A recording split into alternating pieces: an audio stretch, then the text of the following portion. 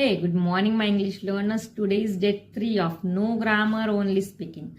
Talk to your child in English.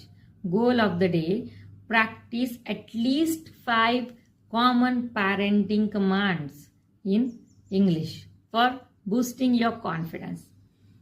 मुलाला शिकवण्याआधी आपण बोलायला शिकूया. So, here we start. Here is your main practice sentences. First, come here. इकडे ये. Sit down. खाली बैस. Don't touch that. त्याला हात लावू नकोस. Finish your food. तुझं जेवण संपव. Say sorry. माफी माग. Repeat with me slowly. Come. Sit.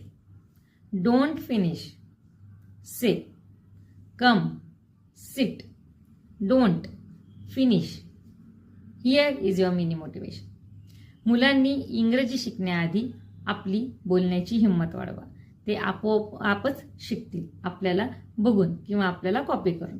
Say one of these lines to your child today and comment day 3 done. Thank you so much.